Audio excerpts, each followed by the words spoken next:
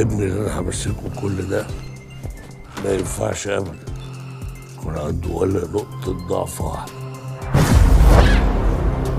مستعد تقتل كام واحد علشان يعترف بيك وياخدك في حضنه وتقول له يا بابا؟ طلقة واحدة زيادة وكنا خلصنا من القصة.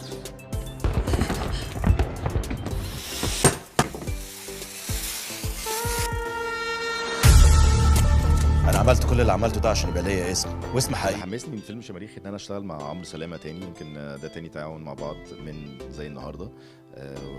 كان هو اول فيلم ليه، وده كان بالنسبه لي من اوائل برضو الافلام اللي كنت بعملها، وانا وعمرو اصحاب حتى من قبل زي النهارده. ومن ساعتها من 15 سنه 13 ولا 15 والله ما فاكر، من ساعتها احنا بنقول يعني عايزين نشتغل مع بعض تاني ودايما على اتصال. ويمكن في فكره فيلم شماريخ طلعت، فابتدينا نتكلم تاني. قال لي هكتب السيناريو، كتب السيناريو فعلا، لان القصه كانت موجوده في دماغه على طول. كتب السيناريو في وقت قصير جدا، واول درافت قريتها او اول مسوده قريتها كانت بالنسبه لي كانها عاشر مسوده، يعني ما فرقتش خالص عن مسودتين بعد كده. كان شويه تصليحات بسيطه جدا، لان معناها ان الفيلم كان ناضج فعلا جوه دماغه. يعني بالنسبه لي اي حاجه فيها تحدي جديد او حاجه هتعلم لها حاجه. يعني يمكن في الفيلم ده اتعلمت في مارشال ارتس او رياضه قتاليه اسمها الوينج تشون. الوينج تشون دي كانت من الحاجات اللي انا نفسي اتعلمها من زمان، فتعلمتها للفيلم. ويمكن ما وظفتهاش قوي في الفيلم عشان نوع الستايل الاكشن اللي احنا مستخدمينه في الفيلم مش فيري مش مصمم، يعني مش المفروض يبان ان هو مصمم قوي، في عشوائيه شويه لازم تبان انها عشوائيه. بس اتعلمت حاجه فيها تحدي، واستمتعت جدا بالتدريب مع دانيال، هو واحد مصمم حركه كوري امريكي. وبالتالي ده هيعمل حاجه مختلفه في طريقه الاكشن اللي احنا بنعملها، اللي احنا متعودين عنها. ودي حاجه احنا كنا عايزين نقدم كده حاجه جديده. يعني الكوميدي صعب جدا، لان الكوميديا مش يعني محتاجه سنس معين ومحتاجه مود معين تبقى فيه. الاكشن محتاج ان انت تبقى جاهز بدنيا، فده اللي بيبقى صعوبته فيها. وطبعا لازم في استعدادات، التحضير نفسه بيبقى صعب، ووقت التصوير بيبقى صعب. ولو حصل إصابة، وده حصل، لو حصل إصابة هتكمل لازم، أو هتاخد يومين 3 وبعدين تكمل على طول عشان ده وقت تصوير وكده. بس كل حاجة وليها صعوبتها، يعني الكوميدي ليه صعوبته، الدراما ليها صعوبتها، الأكشن ليه صعوبته. هو فيلم فني تجاري. أنا بالنسبة لي هدف الترفيهي، هدف إنه في قصة لطيفة أنا كنت عايز أحكيها وعايز أمثلها وعايز الناس تتفرج عليها، فيها أكشن لطيف، فيها دراما وخطة وعلاقة عاطفية بتنشأ ما بيني وما بين الشخصية بتاعت أمينة خليل. والرود تريب دي أو الرحلة اللي بيعدي بيها البطلين دول هي اختيار مصيري ممكن يؤدي إن هما الاتنين يخسروا حياتهم. فهيعملوا إيه؟ هو ده أنا بحب نوع الأفلام دي جدا، بحب أتفرج عليها. يمكن من أول مرة أعمل فيلم وأخلص من المشكلة. لازم نشتغل لغاية ما أجيب البراءة ليا على البركة. أقول كلمة السر. عمل اشتراكي ولايك وشير خد شنطه. أثبيت مكانك أنت وهو. أنا بتعمل إيها يا حماده ومتوتك. أنا كده ميت.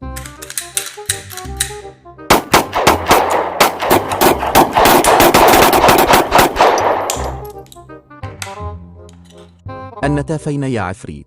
إيه يا حماده، أنا بموتي أعمل حاجة، خلاص أرجع زي ما كنت.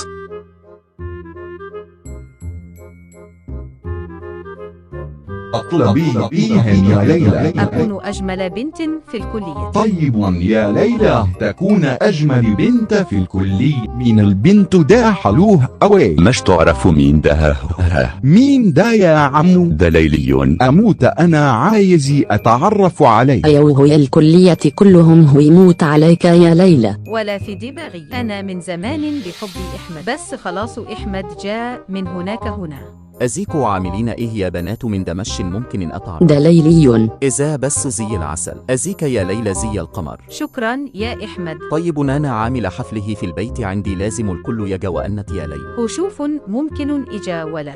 ها يا ليلى عامل إيه زي القمر. شكرا يا إحمد. تعاله نقعد بره، عايز أكلم معاكا. طيب يلا نروح. بصراحة يا ليلى أنا مجعبك بيك من زمان، بس كنت خايف إجا أكلم معاكا. بعد الكلام ده إيه حب وخلاص.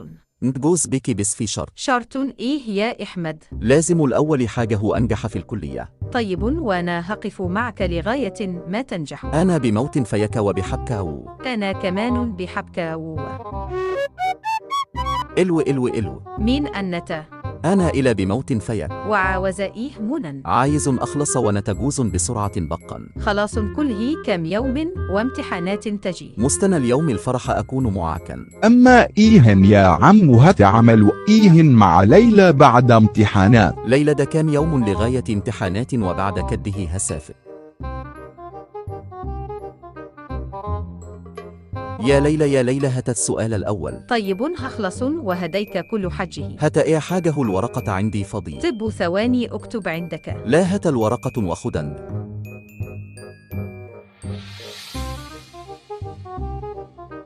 ليه كده يا إحمد؟ الوقت خلص. أنت غبيه وواليه. إيه يا إحمد مبروك تعبت أنا عارفة. الحمد لله البركة فيك يا ليل. أنت هتعمل إيه في موضوع بتاعنا؟ موضوع إيه مش فأكر. مش فأكر إيه موضوع الجواز؟ أنا إلى بموت فيك. طيب لو فأكر أنك هتلعب بيا هتزعل منن. أما إيه يا إحمد برنا عليك ومش بترد عليا لي. معليش كنت مشغول بي شوية.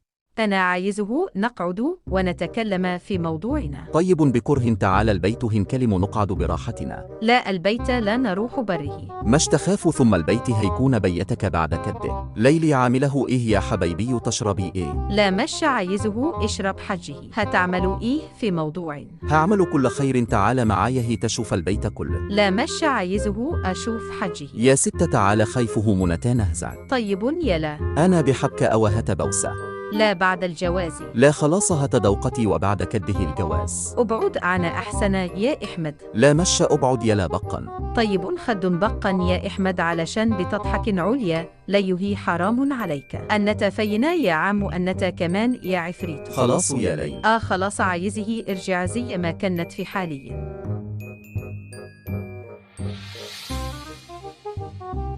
تطلبي إيه يا سناء؟ نفسي يكون عندي شركة كبير مواد غذائية. ماشي يا سناء روحي وانت عندك شركة كبيرة. أنا عايزه شركة تكون أكبر شركة في السوق. تمام يا فندم بس لازم السعر ينزل شوية. تمام بس شهر واحد. يلا على العز الفلوس الواحدة كان فين ودلوقتي فين. أروح أفتح اللاب تبو أشوف النظام الأسعار إيه. تمام بعد كده ارفع الأسعار شوية لازم اكسب أكتر. إلو في إيه على الصوت؟ العمال عاملين أضرب عن الشغل بسبب زيادة الشغل. مفيش زيادة أتصرف في الموضوع ده. حاضر يا فندم. الكل هيفد الزيادة بس يكون في شغل بجد وأحسن. تعال على المكتب. حاضر. الشغل ساعة تزيد ومفيش راحة. أزار يا فندم كده العمال مفيش شغل واقف عن العمل. إلى مش يشتغل رفض من الشركة تماما. تمام حاضر فواحد من شركة تانا عايز يتكلم معاك. طيب خليه يخش. تمام. إيه هذيك عاملة إيه أنا صاحب شركة. تشرفنا بيك أوامر. كنت عاوز نعمل دمج بين شركتي وشركتك. إيش معنى نعمل دمج؟ ده يكون أكبر شركة على مستوى عالي بكل الأسعار. النسبة إيه؟ النص بنص. سيبنى كم يوم أفكر وارد عليك. الرقم معاك سلام. لازم توافق على الشركة وانت ليك الحلاوة. شيك حلوة. من عيني. إلو يا صباح الفل. صباح النور أهلا عامل إيه يا أسامة؟ الحمد لله بخير. عملت إيه في الموضوع الشركة؟ لسهول ما أشوف الورقة بعد كده هو كلامك. ممكن أعزمك على الفطور بره على النيل. طيب تمام. الساعة كد هو هكون هناك في المكان سلام. بس يا ست الموضوع إلى هكل معاك دلوقتي مش الشركة. أما موضوع إيه يا أسامة؟ الموضوع إن معجب بيك وعاوز أن تجوز ونكون مع بعض. بس أنا مش أعرفك كويس يا أسامة. خلاص يا ست نعمل خطوبه ونشوف الدنيا. طيب نعمل خطوبه. في وراق لازم يخلص. وراق إيه؟ وراق الشركة الدم. خلاص ماشي.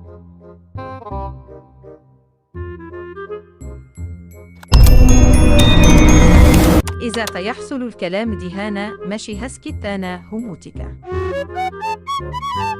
إلو في إهتان. أنت مطلوبة إلى المحكمة.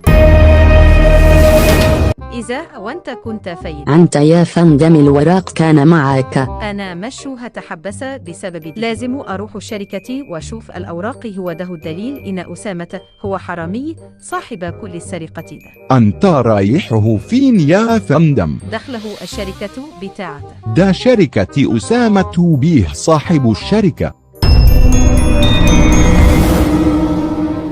أفتح ألنت أشوف أسامة عامل في الشركة.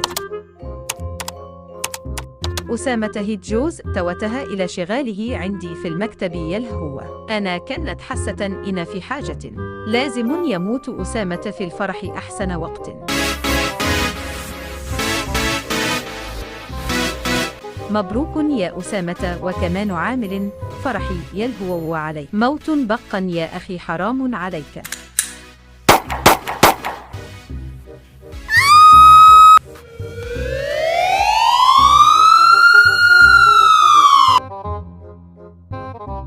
أنت فين يا عفريت؟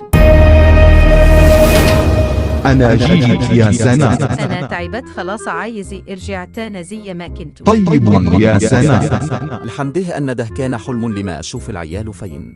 أنتو فين يا عيال؟ أحنا هنا يا بابا ألف سلامة عليك الحمد لله أنك بخير. هو كان في إيه؟ أنا كنت في غيبوبة السكر والحمد لله دلوقتي. الحمد لله. إيه حد محتاج حقه يقول وأنا أساعدكم. الحمد لله أنك بخير. يا رب يكون الفيديو ده عجبكم. الفيلم ده يتكلم عن الراجل عنده 5 الأولاد خوصتيقة وأسامة وحمادة وليلي وسناء وكل واحد عايز يكون حاجه. الأب كان تعبان أوي ودخل في غيبوبة السكر. الفترة ده كان بيحلم بكل واحد أزأ كان هيكون لما العفريت الصندوق يظهر ليهم. كل واحد يخشى في الحلم وكان عايز يقيهن بس كل واحد في آخر الحلم يخشى في مشكلة كبير لغاية الأب يقوم من الغيبوبة السكر ويحب العيال وقراري أنا ويساعد كل واحد بس يكون صحة في التعليم والسلوك والأدب والمشاعر والأخلاق. الفيلم ده أخذ منا وقت كبير ومجهود. كان معكم إسلام محمد. استنوا الجديد يا ريت اشترك ولايك.